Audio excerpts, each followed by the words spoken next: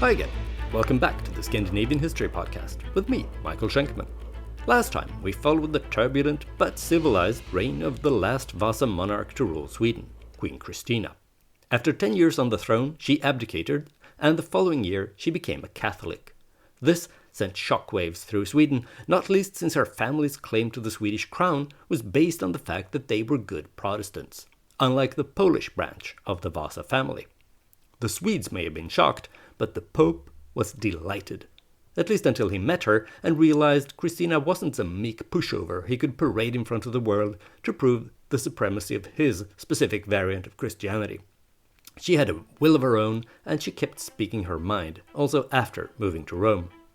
Today, we'll look at what was happening in Denmark at the same time as Queen Christina was building a library, enjoying the theater, and collecting painters and philosophers.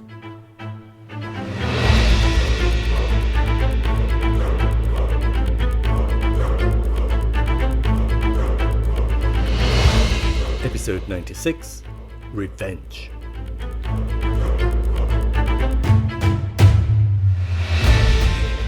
In 1648, just a few months before the 30 Years' War finally ended, Christian IV had died, and his son Frederick succeeded him on the throne as Frederick III. Frederick wasn't designated to be king since he had an older brother, but he died back in episode 93, and so the crown went to Frederick. The new king couldn't have been more unlike his outgoing and gregarious father. Frederick was bookish, low-key, and liked indoor activities. He also lacked his father's enormous ego, but he was still of royal stock, and he ascended to the throne with a burning feeling of humiliation. To Frederick's mind, there were several things that needed to be put right to restore the honor of the crown. His reign had an inauspicious start from that point of view. The Danish Council of the Realm had bad experiences from Christian IV and his dreams of grandeur and schemes to achieve glory for himself and Denmark, schemes that had brought the previously wealthy and well-run kingdom to the brink of bankruptcy and had cost them territory lost to the Swedish enemy. To avoid a repeat of his father's disastrous reign, the council forced Frederick III to agree to an oath of office that was the most restrictive in Danish history up until that point. Remember, Denmark was still technically an elective monarchy, and Frederick had no automatic right to succeed his father. He had to be elected, and in order for the council to agree to his succession, he had to sign this document, which basically handed over all the king's powers to the Council of the Realm.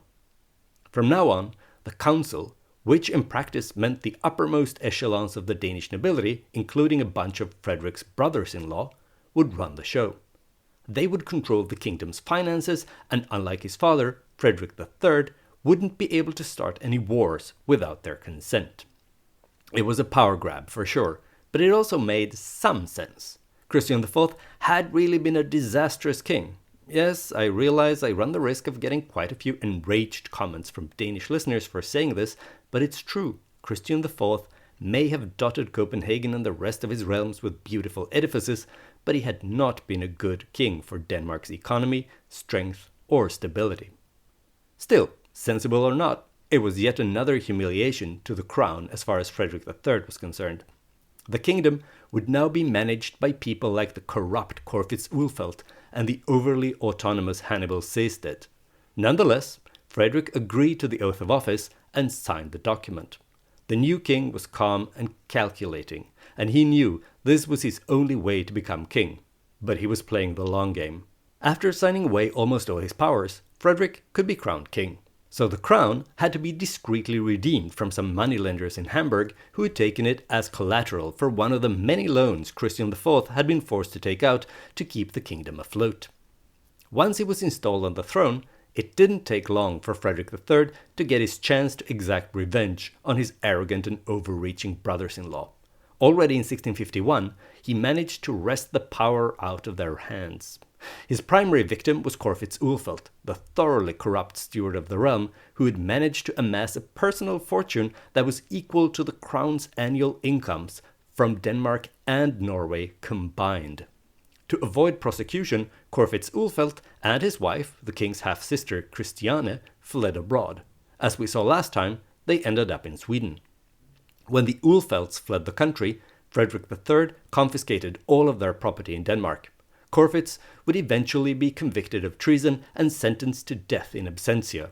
An effigy of him would be symbolically executed in front of the royal castle in Copenhagen. By then, his wife, Christiane, that's the king's half-sister, would actually be locked up in the infamous Blue Tower in the castle. She would spend many years behind bars and only be released after Frederick III's wife, Queen Sophia Amalia, who hated Christiane, eventually passed away. Frederick III also recalled Hannibal Sehested from Norway, where he'd been serving as the king's highest representative ever since he married another of Christian IV's daughters. Frederick III didn't like that Hannibal Sehested had developed national Norwegian institutions and a local Norwegian administration that was independent of Copenhagen. The king wanted direct Danish control over all of Norway, so he stripped Sehested of his prestigious job and made him come home to Copenhagen to face charges of embezzlement and corruption. But unlike Corfitz Ulfeldt, Hannibal Sehested chose to comply, and after having spent a few years in the doghouse, he was allowed back into the king's good graces and eventually made a return to the highest circle of Danish political life. After he had cut his brothers-in-law down to size and made it clear to the Council of the Realm that there was clear limits to how much they could push him around, Frederick III decided it was time to do the same to the Swedes. The King of Denmark was determined to show his northern upstart neighbors that they had gone too far. They would now have to pay for having attacked Denmark, humiliated his father, and captured Danish territory. It was time for a war of revenge. By now, Queen Christina had abdicated and her cousin, Karl X Gustav, was King of Sweden. As Frederick III was planning his revenge attack, Carl Gustav was already, or still, busy fighting on the continent. This time, the Swedes were once again waging war in Poland. In the summer of 1655, Sweden had invaded Poland again, partly to stop the Russians from advancing too far west, and partly to secure Swedish control over the Polish bit of the Baltic Sea coast. To begin with, the war had been a cakewalk for the Swedes. They'd been triumphant, and Carl Gustav, clearly channeling his uncle Gustavus Adolphus, had even made the Polish nobility declare him King of Poland. But it didn't last long. Already a few months later, a popular uprising broke out, threatening the Swedish hold over Poland. All those Polish nobles who'd flocked to Carl Gustav, promising him their loyalty and service, now turned against him. Once again, an experience Gustavus Adolphus would have recognized. So the Swedes had to limit their ambitions in Poland to try and retain the coastal areas, centering on Prussia. If they were to succeed, all the Baltic Sea coast would basically be completely controlled by Sweden. For obvious reasons, there were many powers who opposed this idea, not least Russia, that would be blocked from the Baltic Sea completely, and the Dutch, who feared that complete Swedish domination over the Baltic Sea would threaten their business interests in the region. Today, few people fear the Dutch, but in the 17th century, they were arguably the strongest power in Northern Europe. The Dutch had one clear goal as far as Scandinavia was concerned. They wanted a balance between Denmark and Sweden so that no one side would be strong enough to threaten Dutch business interests. To achieve this goal, they would shift their alliances between Denmark and Sweden, always supporting the weaker party in order to keep the balance. In the past, they'd supported the Swedes, but now the Dutch were backing Denmark. But the person most strongly against the Swedish expansion in Poland was probably the Elector of Brandenburg, Frederick William, who was also Duke of Prussia and didn't want the Swedes to rob him of his duchy. Frederick William, who you might remember was Queen Christina's cousin through her mother, Maria Eleonora, was one of the nobles who had recognized Carl Gustav as King of Poland, but he would also be one of the first to abandon the Swedish invaders' side as soon as he could. In June 1656, the Russians invaded Swedish Livonia at the same time as the Holy Roman Empire was preparing to attack from the west. The situation looked bleak, but Carl Gustav didn't flinch. He was a skilled military commander, and he actually managed to win a number of victories, not least the epic 3-day Battle of Warsaw in July that year. But the Polish uprising couldn't be stamped out, so the Swedish military successes had few, if any, lasting effects. In early 1657, the Swedish position in Poland was becoming increasingly untenable. Frederick III followed events in Poland closely, and, encouraged by the Dutch, the Spanish, and the Holy Roman Empire, he decided that the time was now right to join the fight. Sweden was hanging on the ropes. Denmark would just have to step into the ring and deliver the knockout blow. The official Danish declaration of war was delivered to Sweden in June 1657. The Polish campaign hadn't merely been a failure, it had coalesced a coalition against Sweden. But the Danish declaration of war hadn't come as a complete surprise. The Danes had spent months and months raising funds to finance the war and then boosting their army and fleet that had been in abysmal shape after the last war against Sweden. So when he heard that Denmark had declared war, Carl Gustaf was ready to act. He'd spent the last few months moving troops around, preparing to take them from Poland to Denmark. In a way, the Danish declaration of war was good news for the King of Sweden. He now had a legitimate excuse to get himself and his army out of the hopeless war in Poland without losing face. As the Swedish king was preparing to move on Denmark from the south, Per Brahe, a senior member of the Swedish Council of the Realm, was preparing to cross the border into Scania from the north. The commander of the Danish troops in Scania was Christian Ulrik Gyldenløve, one of Christian IV's many sons born out of wedlock. Even though he'd known there would be a war against Sweden this summer, he hadn't made the proper preparations. To begin with, you'd think that he'd be ready to invade Sweden and put the northern enemy on the defensive. But instead, he was hardly even ready to defend Scania. In mid-June, Brahe led a force of 3,700 men across the border, and on June 18th, they met and defeated a Danish force at Ängelholm in northwestern Scania. But despite the victory, Brahe chose to retreat back into Sweden. Gyldenløve did not pursue them, and instead he also retreated. At the same time, the Danish fleet was gathering around the island of Bornholm, south of Scania. The Danes assumed that Carl Gustaf would ship his army across the Baltic Sea from Poland, and they were preparing to intercept the Swedes at sea. But Carl Gustaf had another plan. He was going to take a page out of Lennart Torstensson's old playbook and attack Denmark over land, through Jutland. He marched his army of 6,000 men at breakneck speed from Poland to Pomerania, the North German duchy that the Swedes had been awarded as a part of the peace agreement that ended the 30 Years' War. In Pomerania, additional troops joined the king's battle-hardened veterans, and they continued to Denmark. In August, they crossed the border into Jutland and captured the southern ends of the peninsula, all the way up to the key strongpoint Frederiksodde. This was a formidable fortress situated on the east coast of Jutland at the point where the island of Funen is at its closest to the mainland.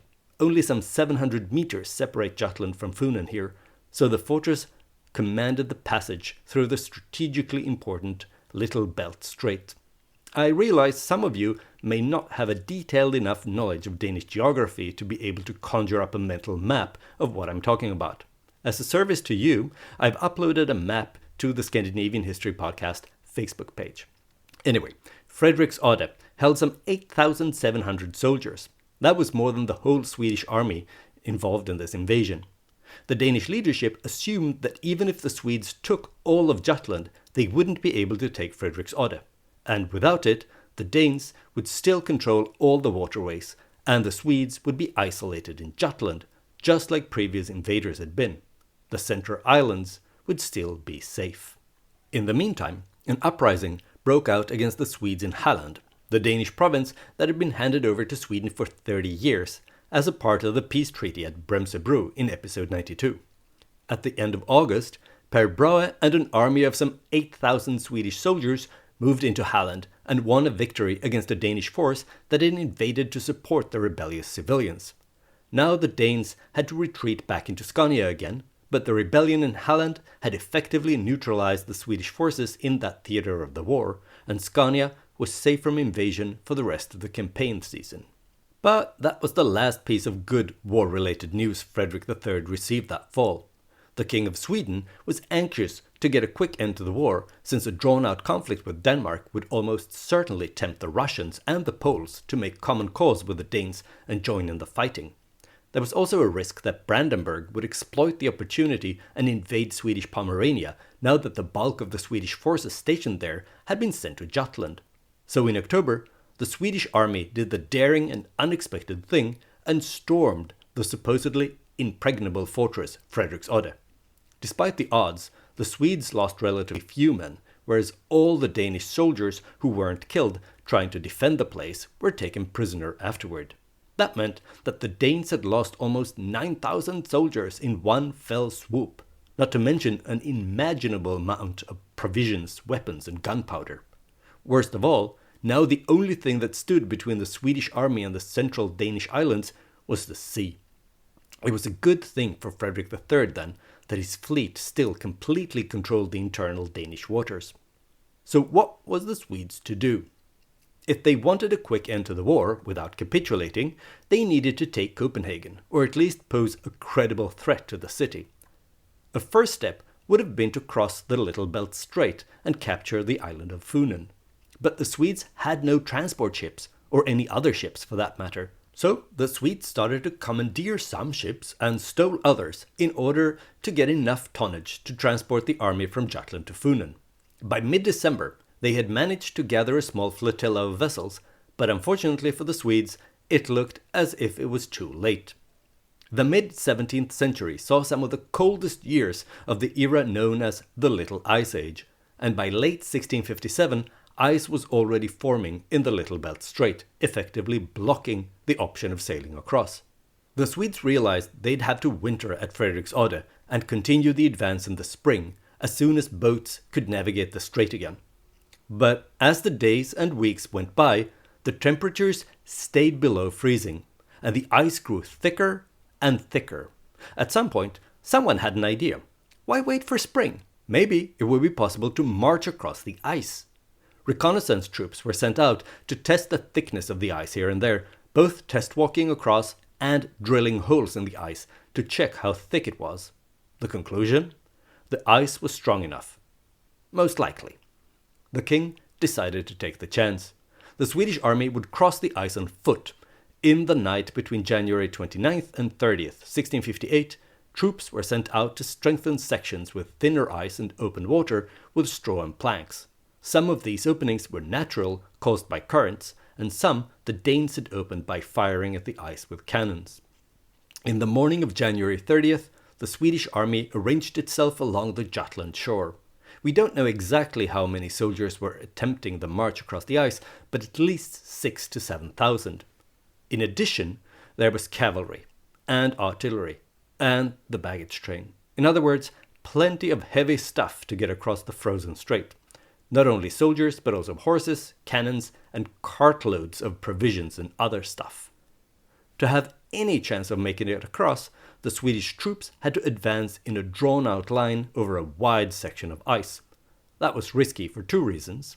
First of all, it increased the risk of the Danes noticing the approaching Swedes at some point along the coast, and secondly, it meant that the soldiers would be extra vulnerable to a Danish counterattack, since the Danes could concentrate their forces wherever they wanted on dry land and thereby have an automatic numerical advantage.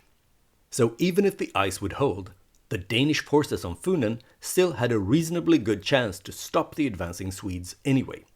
But unfortunately for the Danes, the commander of the troops on the island was Ulrich Christian Gyldenlöve. Ulrich Christian should not be confused with Christian Ulrich, who commanded the troops in Scania, but the two men were both sons of Christian IV, born out of wedlock, and therefore half-brothers of King Frederick III. Another thing Ulrich Christian had in common with Christian Ulrich was that he wasn't exactly a military genius. It didn't help that he didn't have any experience of leading military units at war either. Gyldenlöve commanded somewhere around 5,000 men distributed over the whole island, so the attacking Swedish force was larger. To make matters worse, the Danish soldiers were cold and hungry because most of their provisions and winter gear had been sent to the fortress of Frederiksodde, which had fallen to Swedish hands back in October. Now, in the early morning of January 30th, Danish lookouts discovered the approaching Swedes and sounded the alarm. Soon, all the church bells on the island rang out, warning about the impending invasion. Danish troops hurried to meet the Swedes, but their commander Gyldenlöve wasn't with them because he'd fallen ill. The two sides clashed in a bay south of the most narrow part of the Little Belt Strait. The Swedes broke up the Danish cavalry led by none other than Hannibal Sehested. As more and more Swedes hurried to join the fight, the ice couldn't take their weight anymore, and it started to break up here and there. 2 cavalry units went through the ice and drowned. The same happened to the king's own sled, and it disappeared into the dark waters, together with 3 horses and parts of the royal bodyguard unit. Luckily for Carl Gustaf, he'd gotten out of the sled only moments earlier and ridden off to personally lead the attack. Even though the Danish defenders fought bravely, their commander soon realized that they didn't stand a chance, so they capitulated. Already by 10 o'clock in the morning, the battle was over. The Danes had lost. Just like at Frederiksorde, all the soldiers who hadn't fallen were taken prisoner, which meant that the Danes lost 5 regiments that morning. The Swedish losses were small, except those 2 cavalry units who'd gone through the ice. Carl Gustaf's gamble had paid off. The Swedish bridgehead soon expanded, and within a few days, the whole island of Funen was in Swedish hands. The Danish soldiers either capitulated without a fight, or, if they were locals, they just snuck off home. In the city of Odense, the largest town on the island, the Swedes captured not only Commander Gyldenlöve, but also 5 members of the Danish Council of the Realm. The news of the loss of Funen reached Copenhagen on February 1st. Everyone who heard about it was stunned by this shocking turn of events, not least King Frederick himself. Already 2 days later, he had drafted an offer of a truce and an invitation to negotiate for peace, which was sent to the Swedes through English mediators. In the following weeks, the English ambassador to Denmark worked hard to facilitate a peace agreement. Just like the Dutch, the English wanted to retain a balance of power between Denmark and Sweden in order to safeguard their own financial interests in the region. 2 things were bad for business: war and the crushing defeat of one of the 2 warring sides. So now it was important to end the war as soon as possible and try to reach a peace agreement that retained the Scandinavian status quo. When Carl Gustaf received the Danish offer, he was inclined to accept. The march across the ice on the Little Belt Strait had been impressive, and the capture of the island of Funen with so few losses was a military triumph. But how should he proceed? It was still winter, and the fleet couldn't assist him any more now than it had been able to a few weeks earlier. He risked getting stuck on Funen instead of Jutland, and in that case, the military achievements of the last few days would mean nothing. But the Swedish king was first and foremost a military man, and if there was a military option, he preferred it to a settlement negotiated by the English. So he sent scouts to check the ice situation to the east of Funen in the Great Belt Strait. That was a body of water that was much wider than the Little Belt, but rumor had it that some Danish soldiers had actually retreated that way when the Swedes overran Funen. In the evening of February 4th, the scouts returned and reported that the Swedes wouldn't be able to cross directly from Funen to Zealand, where Copenhagen is situated, but the ice to the south seemed to be thick enough for a continued advance. That meant there might be a roundabout way to cross over to the island of Langeland east of Funen, then Lolland south of Zealand, and from there move on to the islands of Falster, and from there on to Zealand. Once again, if all this Danish geography confuses you, please have a look at the map I've posted in the Facebook group and on Twitter. Sorry, X. Anyway, hearing this, Carl Gustaf decided to go south and check for himself. When the king arrived the following day, he was met by bad news. The weather had turned warmer and windier, and the ice was growing increasingly dangerous. Carl Gustaf, the consummate military man, was disappointed. He would have preferred to carry on the advance, but at this point the Swedish king was ready to accept the offer to sit down and negotiate for peace. But then new reports started to filter in. Scouts had been able to cross over to Lolland. The ice still held. If the Swedish king hesitated, it was only for a moment. The same afternoon, he decided that the bulk of the army would continue on from Funen along the route over Langeland, Lolland and Falster to Zealand. The army set off under the cover of darkness. It can't have been a particularly pleasant march. The cavalrymen walked, holding their horses by their reins. For obvious reasons, they didn't walk in tight formations, but that meant it took some time to get going. By the time the last soldiers left solid ground, the snow and the ice had melted, making it wet. Here and there, water was pouring up onto the ice, but despite that far from ideal situation, The losses were minor. Only a small number of soldiers walked off in the wrong direction, lost their way in the darkness, and went through the ice. In the morning of February 6th, the Swedes reached Langeland. When the Danish troops there wanted to defend the island, the local burghers overpowered the brave but unrealistic soldiers and promptly capitulated to the Swedes. Just like on Funen, the peasant soldiers were sent home, whereas the professionals were taken prisoner if they weren't willing to switch sides. Apart from that, the Swedish army didn't waste much time on Langeland, and already 2 days later they pushed on across the Great Belt Strait to Lolland. Once they reached Lolland, the worst was behind them. They'd now crossed the largest body of water. The Swedish king allowed his soldiers to rest and recuperate for 2 days before continuing on February 11th. By then, stragglers had rejoined the main army, and Carl Gustaf now commanded 5,000 cavalrymen, 2,500 soldiers on foot, and about 20 cannons. The Swedes then crossed over to Falster and Zeeland without incident. They captured Zeeland village by village without much resistance. The Danish defenders had withdrawn their troops and concentrated them in Copenhagen. On February 15th, the Swedes stood only 22 kilometers south of the Danish capital. There, the English ambassador met the approaching Swedes and declared that King Frederick III was willing to negotiate with the King of Sweden without any preconditions or red lines whatsoever. Hearing that, Carl Gustaf ordered a halt and agreed to sit down and talk with his Danish counterpart. Frederick III had started the war against Sweden to get revenge for the disastrous Torstenson War. The timing had been excellent. Sweden had been embroiled in a never-ending war in Poland, and all the major powers in Northern Europe, Russia, the Netherlands, Brandenburg, had been unifying against the Swedes. But it hadn't helped. Everything that could go wrong had gone wrong. Frederick's half-brothers, Christian Ulrich in Scania and Ulrich Christian on Funen, had proven their incompetence as military commanders. King Carl Gustaf, on the other hand, had proven his worth in that role. He hadn't tried to bring his army to the theatre of war with his fleet. Instead, he'd attacked from the south and taken Jutland. Then, the unusually cold winter had enabled the Swedes to capture all the islands of central Denmark by marching across the ice, while the Danish fleet had been powerless to stop them. And now, the Swedes stood only a few hours' march from the Danish capital and Frederick himself. Instead of revenge, Frederick had defeat, humiliation, disaster. The peace negotiations took place in the city of Roskilde, only some 30 kilometers from Copenhagen. As if the situation wasn't unbearable enough, one of the leading members of the Swedish negotiating team was none other than the traitor Corfitz Ulfeldt, King Frederick's brother-in-law. When they heard that, the Danes demanded that Ulfeldt be kept away from the negotiations. Carl Gustaf flatly refused and threatened to resume the war if the Danes insisted.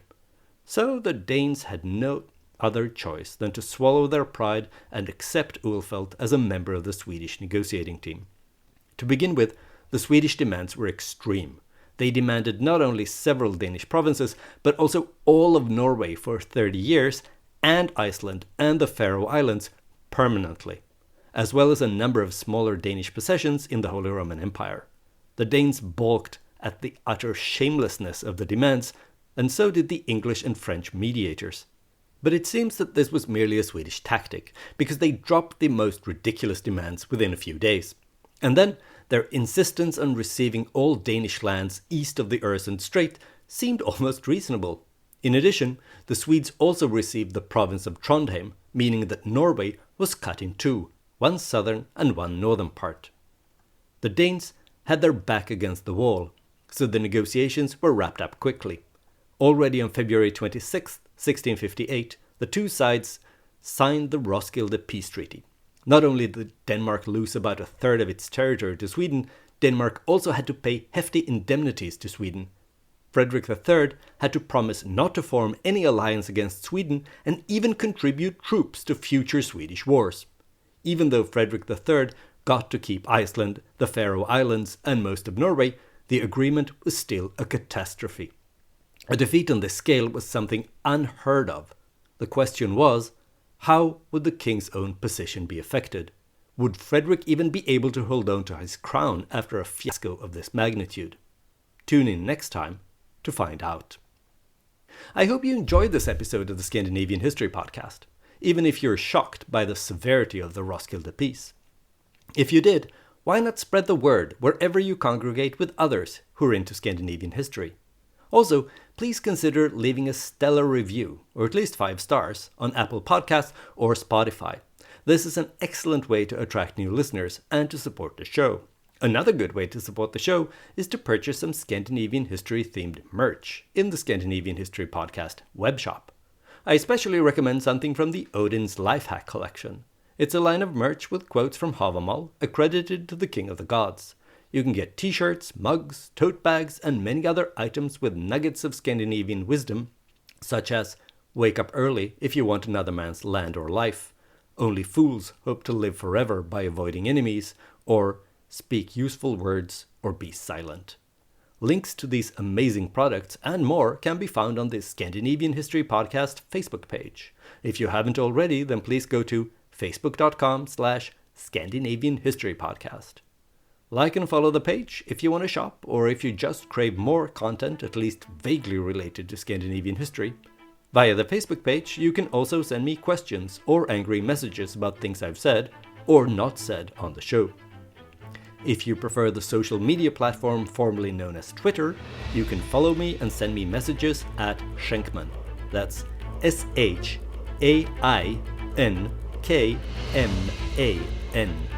I look forward to hearing from you.